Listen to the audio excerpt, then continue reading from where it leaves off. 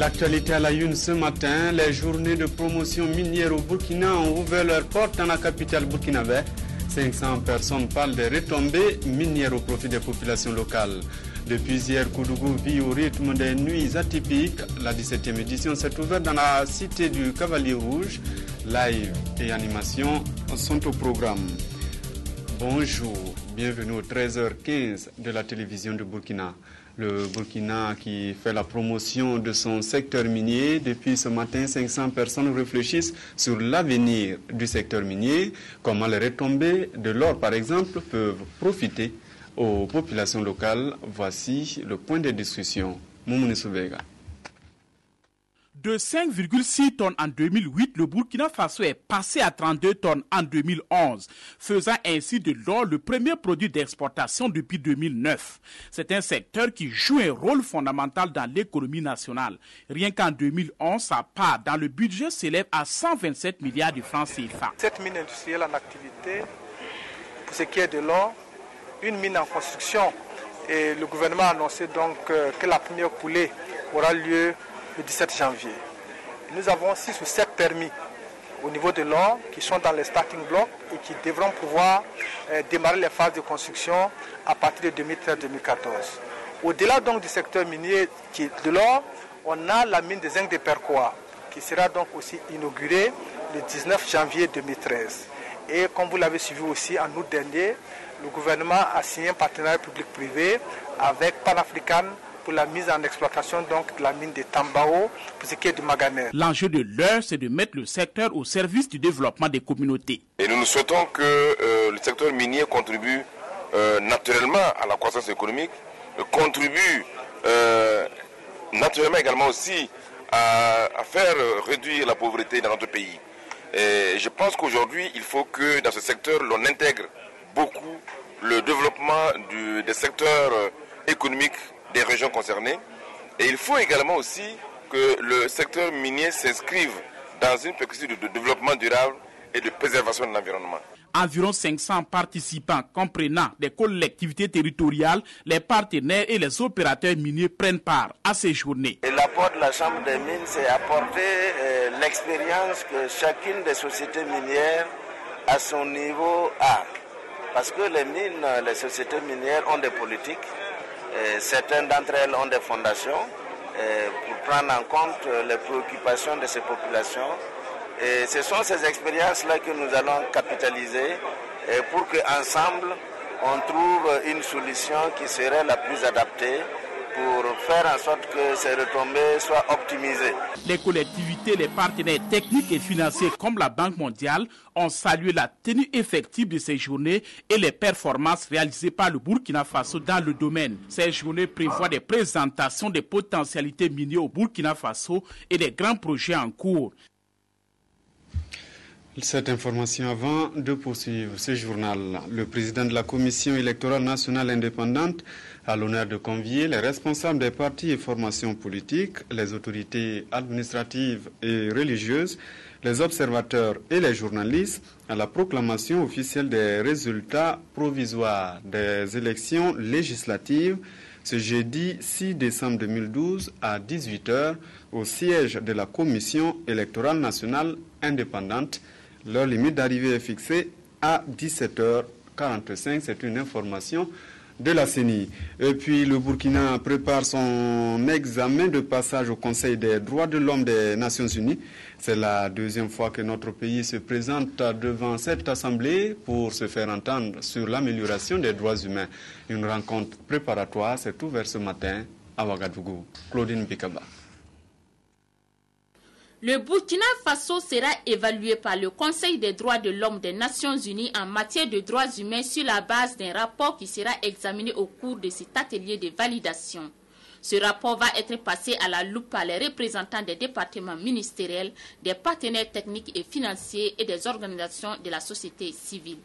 Il s'agit, à travers cet exercice, de faire en sorte que l'on puisse avoir un rapport le plus objectif possible à travers l'appréciation de toutes les composantes afin que ce soit un rapport inclusif en vue de montrer le chemin parcouru par le Burkina depuis 2008 lors de son premier passage à l'EPU et de voir dans quelle mesure nous avons pris en compte les différents amendements et les différentes recommandations qui nous avaient été faites à l'époque. Pour le ministre des Droits humains et de la promotion civique, cet exercice est d'un grand intérêt pour le Burkina.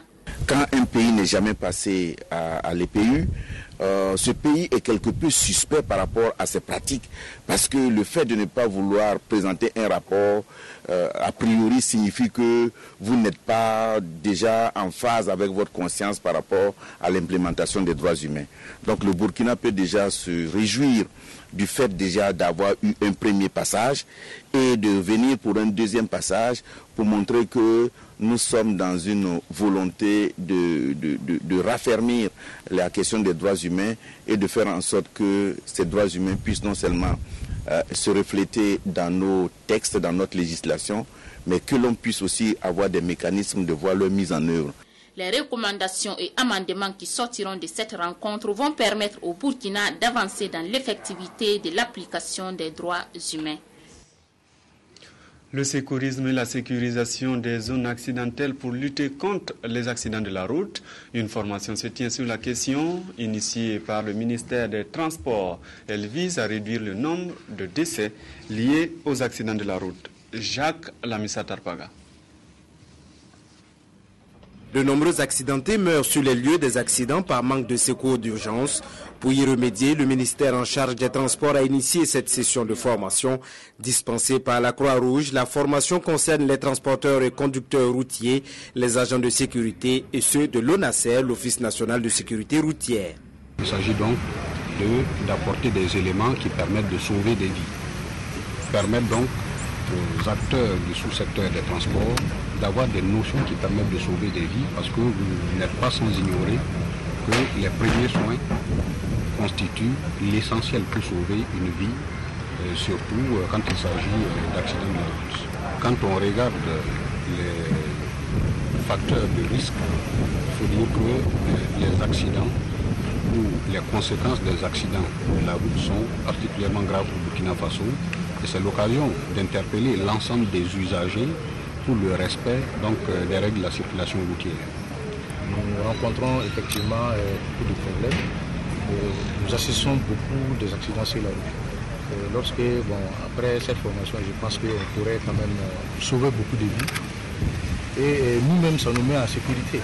Parce qu'il y a beaucoup de choses que nous-mêmes nous ne connaissons pas. Je pense qu'avec cette formation, on va connaître beaucoup de choses. En plus de cette formation en sécurisme et en technique de sécurisation d'une zone accidentée, l'Office national de sécurité routière prévoit d'autres activités afin de réduire le taux de mortalité dû à des accidents de la route. Les autorités communales de Koudougou veulent 0 sachet dans la ville. Pour y arriver, la ville hôte du 52e anniversaire du Burkina s'est attachée l'expertise du ministère de l'Environnement. L'opération veut réduire les risques sanitaires et la protection de l'environnement. Nathalie Kaouri. L'état civil est un ensemble de données qui fixe la situation d'une personne dans les groupes sociaux auxquels elle appartient et qui la différencie des autres. Ainsi défini, l'état des personnes est constaté par des actes dits de l'état civil. Ces actes sont des écrits dans lesquels l'autorité publique constate de manière authentique des situations telles que les naissances, les mariages ou les décès. L'état civil est d'abord de la compétence des centres d'état civil, mais les tribunaux d'arrondissement et les tribunaux départementaux ont un rôle essentiel à jouer dans ce domaine, puisqu'ils sont chargés de rendre les jugements déclaratifs et les jugements supplétifs d'actes de l'état civil. Malheureusement, ces acteurs directs de l'état civil ne disposent pas toujours de compétences nécessaires pour assumer leurs responsabilités. D'où la tenue de cette formation à leur intention, organisée par la Direction générale de la modernisation de l'état civil, une direction qui relève du ministère de l'administration territoriale, de la décentralisation et de la sécurité. les présidents des tribunaux départementaux des chefs-lieux de province, les présidents des tribunaux d'arrondissement et les agents de l'état civil des communes et arrondissements sont les bénéficiaires de cette formation. Une formation à l'issue de laquelle les bénéficiaires devront maîtriser la typologie et la rédaction des actes de l'état civil, les règles de compétences en matière d'état civil et bien d'autres aspects relatifs à la gestion de l'état civil. Tout ceci leur servira à assurer un service de qualité aux usagers des services de l'état civil. Voilà. L'élément de Nathalie Kaouré que nous avions annoncé n'est pas venu. Nous espérons la voir dans nos prochaines éditions, mais nous poursuivons ce journal. Le Burkina qui célèbre aujourd'hui en différé la journée mondiale de lutte contre le sida. L'événement est commémoré à Dano, mais il met l'accent sur le texte « Zéro nouvelle infection et zéro discrimination ». Voici les thèmes. Mais avant, une messe a lancé les activités à Gawa. Sébastien Zongo. Au-delà des soins et des médicaments, la prière comme prescription pour le réconfort et la santé de tous les malades, particulièrement ceux qui souffrent du sida au Burkina Faso et dans le monde. Parents, amis et fidèles catholiques se sont joints à l'aumônerie du centre hospitalier régional de Gawa pour célébrer avec tous les malades sans distinction une messe en cette 24e journée mondiale de lutte contre le sida. L'Eucharistie est la source et le sommet de la vie chrétienne. Et je dis, c'est le meilleur cadeau qu'on peut offrir à tout homme. Alors pour nos malades, nous sommes venus leur offrir ce cadeau. Nous voulons vraiment leur offrir Dieu et nous voulons par notre prière, Jésus leur accorde le réconfort, la santé du corps. Par cette première activité, l'aumônerie du CHR de Gawa joue ainsi son rôle d'accompagner spirituellement et d'exprimer la charité de l'Église auprès des malades. Son premier responsable a été nommé récemment en juillet dernier.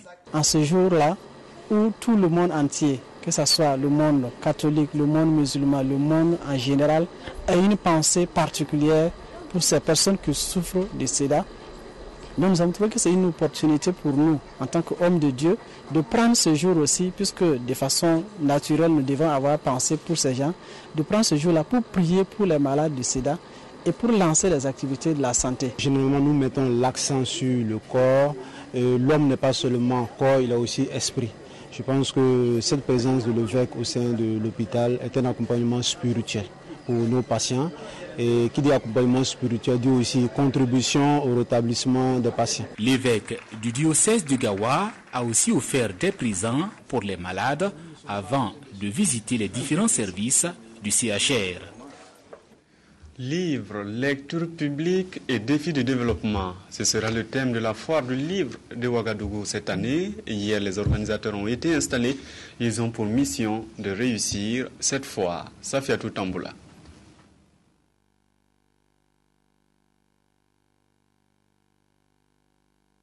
Manifestation dédiée aux livres depuis 2000, la Foire internationale du livre de Ouagadougou accueille à la fois les professionnels du domaine et le grand public amateur de littérature. À l'image du CIAO, du FESPACO ou du CITO, il s'agit pour le ministère de la Culture et du Tourisme d'organiser cette filière afin d'en faire la vitrine littéraire du Burkina Faso. Ce sera l'occasion pour nous de mettre l'accent sur la mobilisation des acteurs du livre. Et donc, il y aura une forte mobilisation. Nous allons tout faire pour que les gens participent. Ça, c'est de un. De deux, nous pensons que c'est l'occasion, donc, d'un point de vue des échanges, de mettre l'accent pour que, en termes donc, de développement donc, de ce secteur des industries culturelles, qu'est le livre aussi, que nous puissions vraiment marquer des avancées significatives pour aller dans ça. Parce que nous avons une option depuis un certain temps, c'est véritablement de répondre à notre place et de façon positive dans le fait qu'on est élu, on a été inscrit à l'intérieur de la SCAD, c'est de faire en sorte vraiment que nous puissions mériter vraiment cette confiance. Le comité d'organisation ainsi installé comporte 8 commissions et ce sont des hommes et femmes pétris d'expérience qui ont en charge l'organisation de cette 11e édition. Pour permettre de booster l'industrie du livre qui est à un stade embryonnaire, les organisateurs ont placé la Philo 2012 sous le parrainage de la Fédération de l'Association des banques et établissements financiers du Burkina Faso. Les banquiers et les financiers sont les partenaires des éditeurs. et donc participe du développement de l'industrie du livre. Et je pense que ceux-là qui ont eu à penser à prendre comme parrain un financier ont vu juste. Pour cette édition, la Côte d'Ivoire est le pays invité d'honneur et Bernadette Sanou Dao, l'écrivain invité d'honneur. La 11e philo se tiendra du 14 au 18 décembre 2012 au pavillon du Soleil Levant du Siao. Comme les éditions précédentes, elle comportera des expositions vente de livres et des expositions simples de livres et des colloques. La philo 2012 rendra également un hommage particulier à l'écrivain et homme de théâtre Jean-Pierre Guingané, décédé en janvier 2011. C'est parti pour les 17e nuits atypiques de Koudougou. Cette année, il y aura du live, des rencontres professionnelles, des animations populaires aussi. Des artistes de renom sont attendus pour communier avec les mélomanes de la capitale, de la région du centre-ouest. Ernest Kambiri.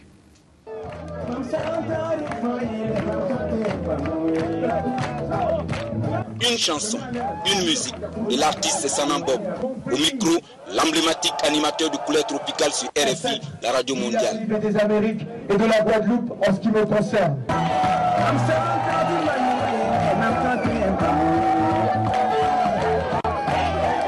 Avant-goût de la 17e édition des Nuits atypiques de Koudougou.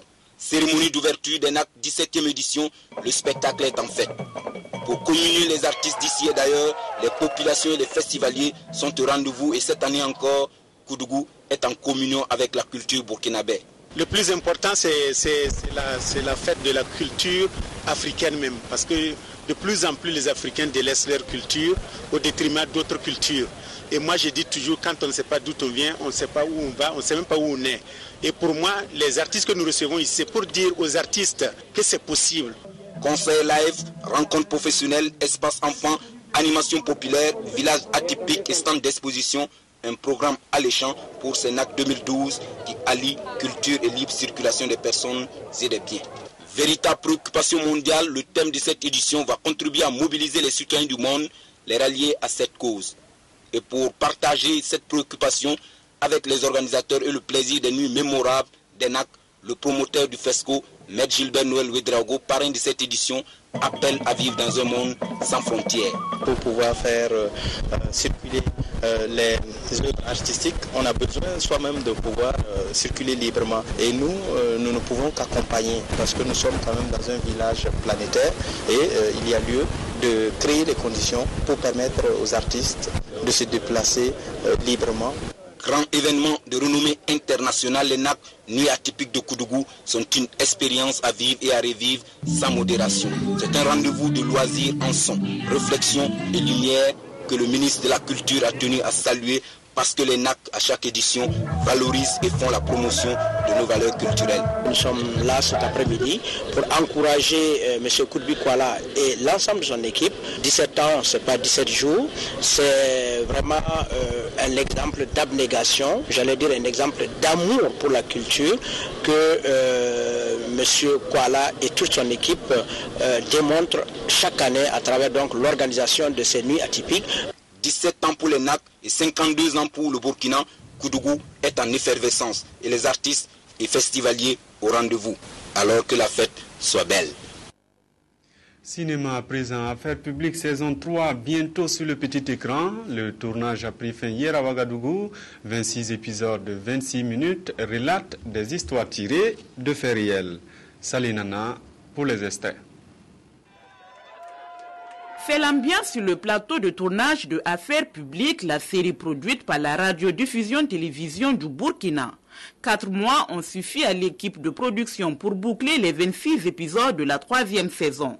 Et pour le tournage de cette saison, qui a débuté le 13 août dernier, la RTB a fait appel au soutien des privés pour la réalisation. J'étais très honoré d'être sollicité par la RTB pour faire ces 6 épisodes de la série Affaires publiques que je connais depuis des années, mais cette 3e saison, me faisant appel, j'ai considéré que c'est une ouverture que la direction générale de la télé fait pratiquement à l'écart des privés. Ça s'est très bien passé sur le plateau. Bon, c'est comme ça là, je vais 10 000 francs. Affaires publiques, c'est une série qui relate le mauvais traitement dans l'administration publique.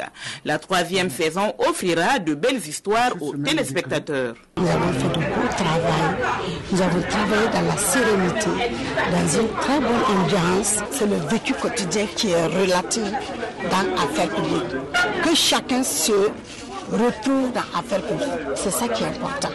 Et je sais que ce que nous préparons pour la 3e saison, les téléspectateurs vont aimer encore. Le clap de fin est annoncé, les techniciens remballent leur matériel, l'émotion y était déjà et fait la nostalgie pour certains. Ce sont les amis qui vont me manquer, cette séparation, parce que retrouver tout le monde ensemble au même moment, c'est pas chose facile. C'est l'esprit de famille qui prévaut toujours. On est solidaires et ça ne s'arrête pas uniquement sur le plateau. Même hors plateau, on se fréquente, on s'appelle et c'est ça qui est vraiment formidable. L'objectif majeur pour les responsables de la RTB, c'est de faire de Affaires publiques une saison de 52 épisodes au lieu de 26 épisodes. Nous prions Dieu que l'État burkinabé nous envoie beaucoup d'argent pour qu'on puisse faire la 4e saison et peut-être pas plus que d'autres saisons à venir. Nous pensons qu'il n'est pas bon de s'arrêter à un moment de l'année. Nous avons 52 semaines dans l'année. Il faut qu'on mette tout en œuvre pour avoir 52 épisodes. C'est un challenge. C'est un gros challenge.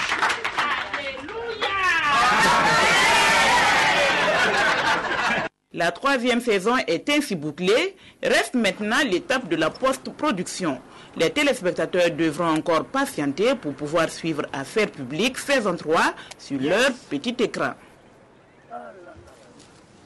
Que Dieu réponde donc à ce vœu. Un cross-relais Ouagadougou a été couru hier. 9 corps militaires ont pris part à l'initiative de l'état-major général des armées. L'armée de terre a dominé les débats. Abdoulaye Kabouré.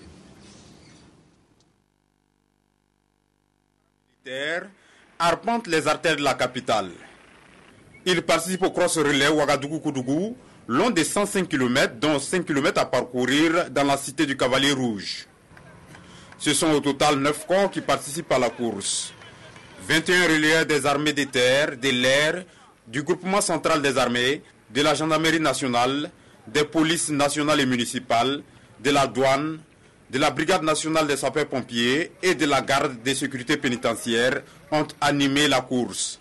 Et c'est l'armée des terres qui mène le bal jusqu'au 5e relais, soit 50 km parcourus en 2h56 minutes, 1 seconde. Les autres prétendants ne s'avouant pas vaincus vont puiser dans leurs dernières ressources après Kokologo. L'équipe en gris va asseoir sa domination jusqu'au grand virage menant à Koudougou. La gendarmerie nationale, en bleu foncé et blanc, est aux aguets, mais ne parviendra pas à rattraper le fuyard. Les autres concurrents distancés ne renoncent pas. Mais l'écart est tel que le relayeur de l'armée des terres ne peut plus être rattrapé. Son coéquipier, maillot gris, accentue son avance jusqu'à l'entrée de Koudougou et va être suppléé. Ce dernier parcourt les 5 derniers kilomètres dans la ville et revient à la ligne d'arrivée le premier. L'armée des terres termine première, bouclant ainsi les 105 km en 6h10 minutes 50 secondes. Suivi de la gendarmerie nationale, classée 2e, et de l'armée de l'air, 3e. Je suis satisfait de la participation. Et les temps qui ont été donnés sont très bons. Ça veut dire que les équipes se sont bien entraînées. Mais je crois que la prochaine fois, il faudrait qu'il y ait beaucoup plus de participation, notamment au niveau des équipes civiles. Le parrain du cross relais de la paix, Boukari Beremoudougou, lance un appel en ce 52e anniversaire de l'indépendance du Burkina Faso aux ressortissants du centre-ouest et de tous les Burkinabés. Je voudrais aussi profiter de vos micros pour faire une invite à tous les ressortissants de la région du centre-ouest de venir faire les festivités avec nous, de venir écrire l'histoire de la région du centre-ouest avec nous. Nous aurions aimé effectivement faire de porte à porte, passer des coups de fil, faire des mails à tous ces ressortissants pour les inviter à cette festivité. Toutes les équipes qui ont participé à la compétition ont chacune reçu des récompenses. Et c'est l'armée des terres qui enlève le premier prix composé d'un fanion, d'un trophée, d'une moto et d'une enveloppe de 300 000 francs CFA. À retenir dans cette édition, le président de la Commission électorale nationale indépendante, CENI, a l'honneur de convier les responsables des partis et formations politiques, les autorités administratives et religieuses, les observateurs et journalistes à la proclamation officielle des résultats provisoires des élections législatives ce jeudi 6 décembre 2012 à 18h au siège de la Commission électorale nationale indépendante. L'heure limite d'arrivée est fixée à 17h45. Ce journal est terminé. Merci de l'avoir suivi. À demain.